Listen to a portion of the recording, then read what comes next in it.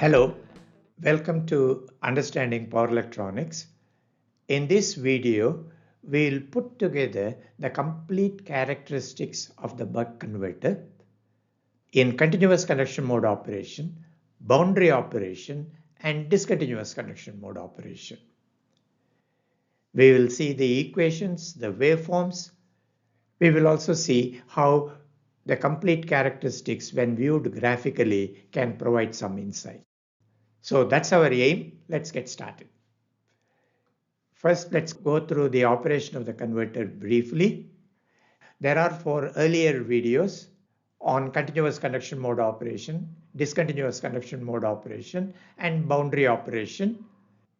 Those videos go through the operation of the converter in greater detail. You may wish to go through them. This is the buck step-down converter. The converter is switched at a duty cycle of D, which is T on by Ts. We are assuming that Ts is constant. Also, the inductor equation is VL equals LdIL by dt. We are dealing with cyclic steady state. Circuit has gone through its transient and the average voltages and currents everywhere in the circuit is constant. First, let's take a look at the CCM waveform. CCM refers to continuous conduction mode. We are looking at 3 critical waveforms. One is VA, the voltage at node A to this common point. The second is the inductor voltage, and the third is the inductor current. We will go through the operation of the converter in the different modes through these 3 waveforms. When the switch is on, VA will be V in. When the switch is off, the inductor current freewheels through the diode. And if you assume diode to be ideal, VA will be 0. So the VA voltage toggles between V in and 0. VA stays at 0 throughout the off interval in continuous conduction mode because the diode current flows throughout the off interval. This side of the inductor is connected to A.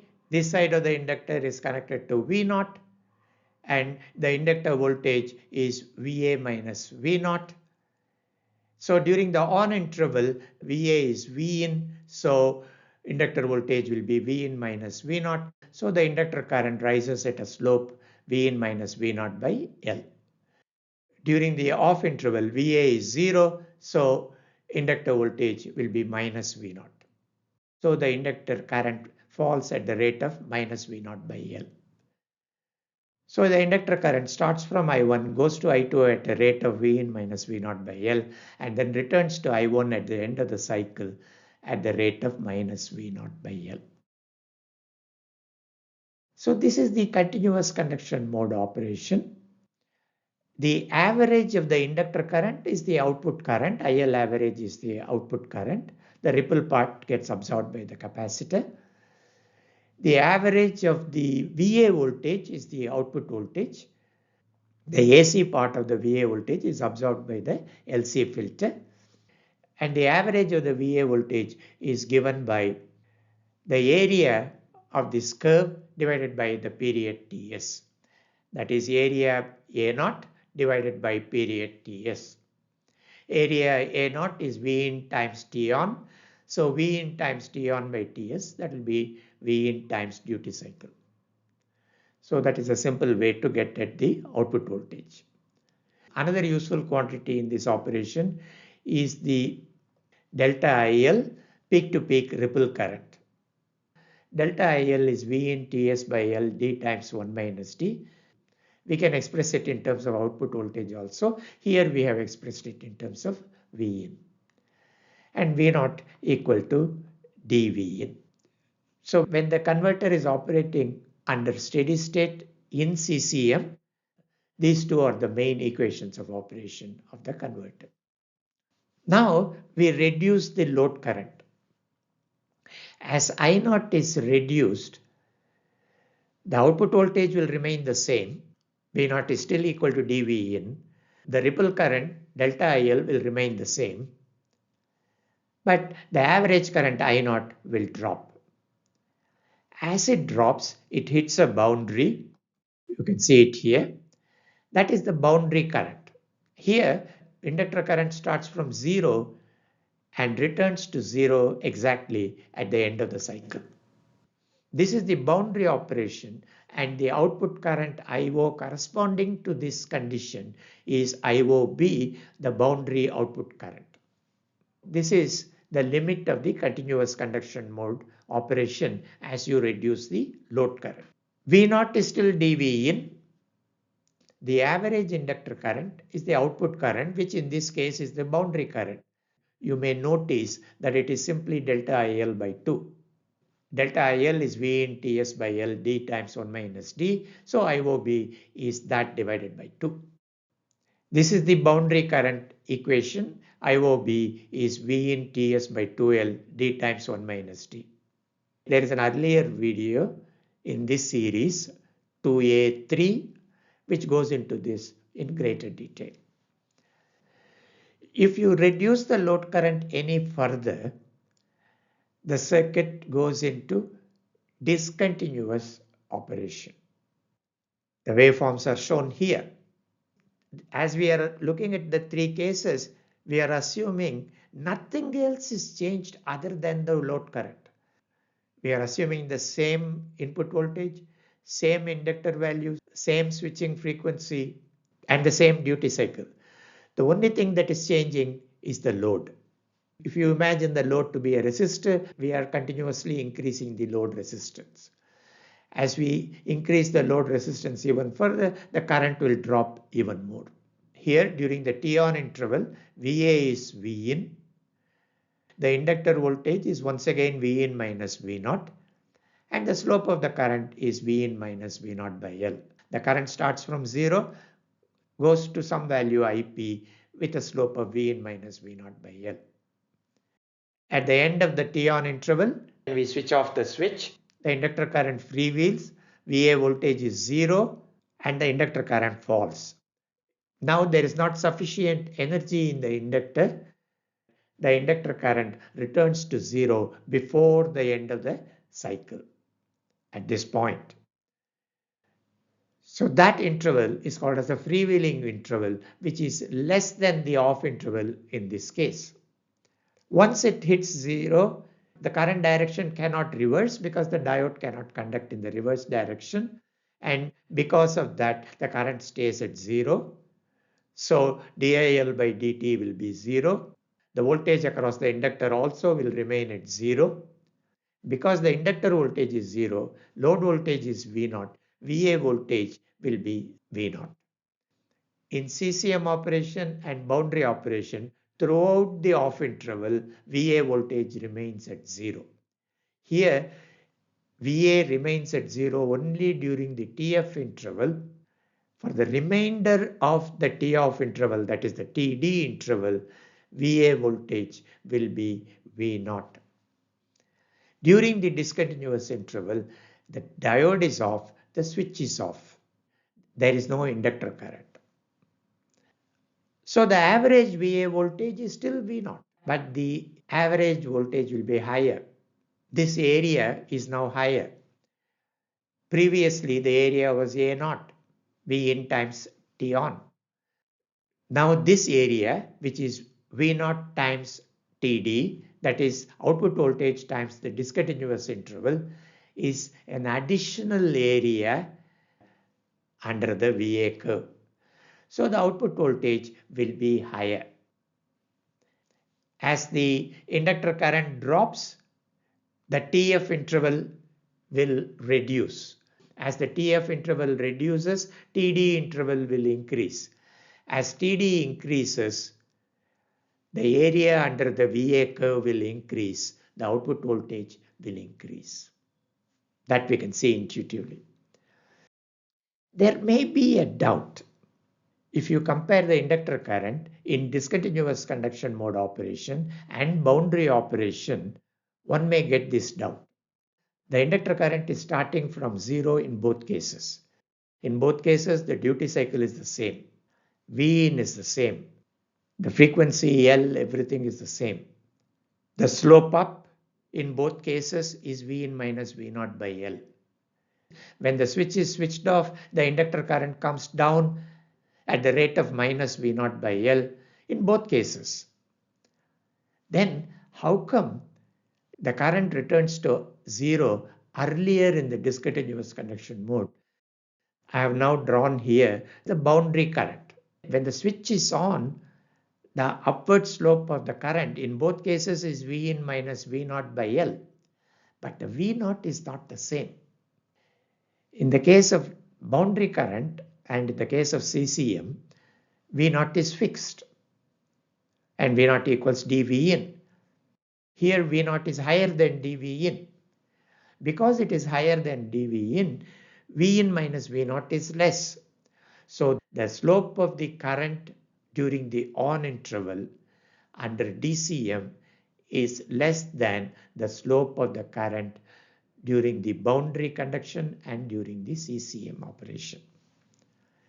Likewise, when the switch is switched off at the end of the on interval, the current falls at minus V naught by L in both cases. But V naught is different. In the case of discontinuous conduction mode, it falls steeper.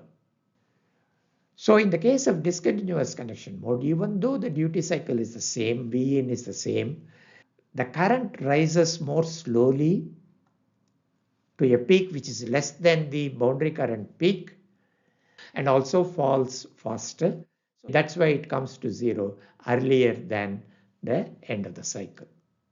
We have derived an equation for the output voltage under discontinuous conduction mode. I will show it here. V naught equals d squared by d squared plus I naught by V in Ts by 2L times V in. In the case of continuous conduction mode, the output voltage depends on the duty cycle and the input voltage. Here in DCM, the output voltage will depend on the duty cycle, input voltage, and also the load current. Notice one more thing.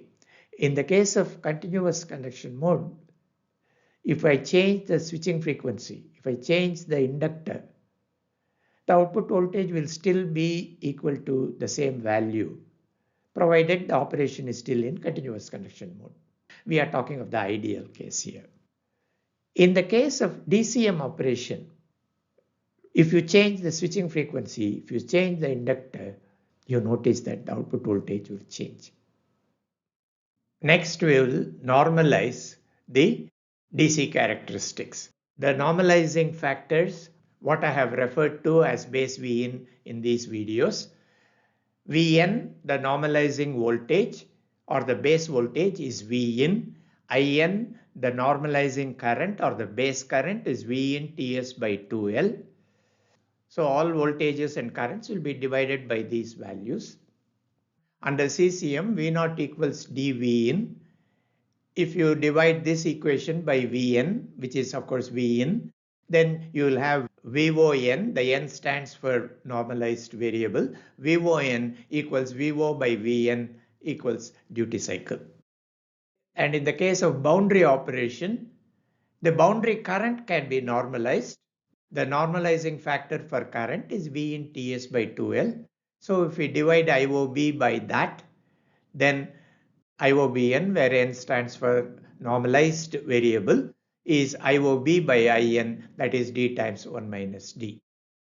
Lastly, the DCM equation can be normalized. V naught by Vn will be VON, I naught by V in Ts by 2L will be ION. So it will become a relatively simple d squared by d squared plus ION. So you can see that normalization simplifies the equations. And these two equations represent the characteristics of all buck converters, irrespective of what the L value is or switching frequency is or what the input voltage is. Put together, they are the normalized DC steady state characteristics of the buck converter. We have been able to arrive at these equations without going through the transient part. Now we can plot these two together and see graphically how the DC converter operation looks like. Here we are plotting VON against ION. We are going to use D as the parameter for the plots. We can plot VON versus D and use ION as the parameter for the plot. Suppose you have a battery, and if you are talking of the battery characteristics, you will load the battery and then plot the output voltage versus output current. That's exactly what we are doing here. The yellow rectangle that I have marked, that is the converter, and that is feeding the load. This whole thing is some kind of a DC source. We are loading it with some load, and we are looking at the output voltage versus output current in a normalized form. We are dividing the output voltage by the input voltage. We are dividing the output current by the normalizing current factor. First, let's plot the output boundary current. This plots VON and IOBN. Remember, IOBN is also output current under some condition. That's a parabola. This region outside the boundary, that is the continuous conduction mode where ION is more than the IOBN. Inside, ION is less than IOBN, that is the discontinuous conduction mode. From the curve, you can see the maximum boundary current occurs at IOBN equal to 0.25, and the normalized voltage corresponding to that is 0.5. Next, let's plot the continuous conduction mode characteristics. D is being used as the parameter. So let's keep D equal to 0.1 and constant. So when D equal to 0.1, VON will be 0.1. So if I plot that, we get this curve. Notice that the curve is horizontal. It does not vary with load current. It does not vary with ION. The curve does not extend into this region because that region is DCM, and this equation is not valid. Next, we will plot 0.2 and 0.3. This is the curve for D equal to 0.2. This is the curve for D is equal to 0.3. You can again see that the curve is horizontal and does not extend into the DCM region. It just stops at the boundary. So then we can continue to plot 0.4, 0.5, 0.6, 0.7, 0.8, 0.9. This set of horizontal lines represent the CCM operation on the complete DC characteristics of the buck converter. Next, we can plot the DCM characteristics. When ION equals boundary current, that is ION equals IOBN, CCM equation is valid, VON equal to D. For example, if you take D equal to 0.1, at the boundary, VON will be 0.1 still. And the boundary current also satisfies the DCM equation. So if I substitute IOBN here in this DCM equation, I will get VON equal to D. You can check it out. When ION is less than IOBN, then the denominator here will reduce. As the denominator reduces, VON will go up. We have already seen that VON will increase as you go deeper into discontinuous operation. As you reduce the output current, the output voltage will increase. As ION tends to 0, VON will tend to d squared by d squared plus 0. So VON will tend to 1. We are not talking of the case when ION is 0. That's the limit, and you may not get VON equal to 1 there. So we'll plot it here. So this is the curve for D equal to 0.1. As you reduce the current, you can see the voltage is shooting up towards 1. This is D equal to 0.2, 0.3, 0.4, 0.5, 0.6, and so on. At D equal to 0.1 or 0.2 or 0.3, as you reduce IO, as you reduce ION, the normalized output voltage will tend to go towards 1. The output voltage will tend to go towards Vin. So this is the complete characteristics visually, graphically of all buck converters. That's something. That just by looking at this one picture, you can have a fair idea of how any buck converter is going to operate. Let's take D equal to 0.6. That is the yellow curve. As you increase the load current, you can see that the output voltage drops. Until you hit the boundary, the output voltage varies quite a bit drastically. The regulation is poor. So it's like having a bad battery. So it's not a very good DC source. The voltage drops quite a bit until you hit the boundary current here. After you hit the boundary current, after the output current equals the boundary current, if you increase the output current further, you can see that the output voltage is well behaved. I will illustrate the same thing with a simple example. Let's assume Vin is 100 volts. That means the base voltage Vn is 100 volts. Let's assume In, the base current or the normalizing factor for current, V in Ts by 2L, happens to be 10 amperes. That means L value, Ts value, V in value are such that In is 10 amperes. And we have loaded the converter with some load. Imagine a resistance load. And this is the operating point. What does that mean? That means that the duty cycle is 0.4 because that line corresponds to D equal to 0.4. Operation is in continuous conduction mode. ION is 0.45. That means IO is 0.45 times 10, 4.5 amperes. That means we have loaded the converter to 4.5 amperes. And the normalized output voltage VON equals D 0.4. That is, output voltage is 0.4 times 100, 40 volts. So the load current is 4.5 amperes. The load voltage is 40 volts. Now let's increase the load resistor. That means the load current is going down.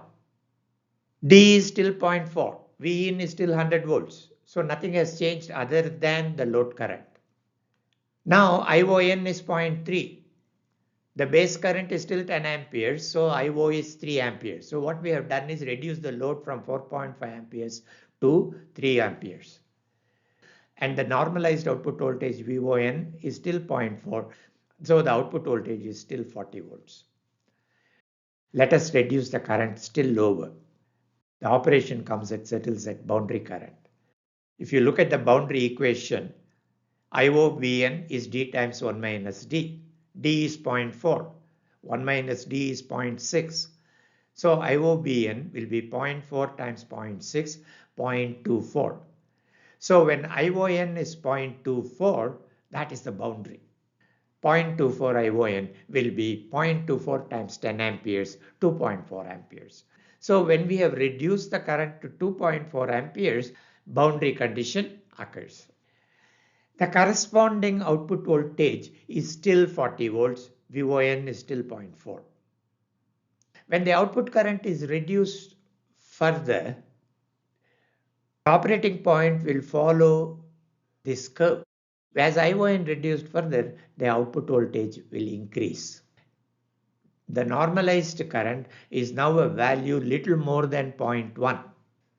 In fact, it is 0.1067. Corresponding to that, the output normalized voltage is 0.6 or 60 volts. The normalized current is 0.1067, so the output current is 1.067 amperes. When you reduce the current to 1.067 amperes, the output voltage goes to 60 volts. In case I'm interested in maintaining the output voltage at 40 volts, I can do that, but I have to drop the duty cycle. I have to lower the duty cycle to a value less than 0.3, some curve like this, to a value less than 0.3, maybe 0.27 or some value like that, so that the output voltage can be brought back to 40 volts, in case that is my interest. That is the business of the controller. That's what a controller does. The operating point of the converter can be marked on this. You can follow it. You can see what is happening in your converter. It is not necessary to use these curves. Equations are sufficient, but I do think this graphical representation gives us a very good mental picture of what's going on in the buck converter. With this, we have come to the end of this video. In this video, we summarize the operation of the converter in CCM, DCM, and in boundary operation through waveforms, through equations. Using the normalized equations for the converter, we plotted the complete DC characteristics of the converter, and any steady-state operation of any buck DC-DC converter can be visually represented on this set of curves. If you like this video and this series of videos, please consider subscribing to this channel and clicking the like button.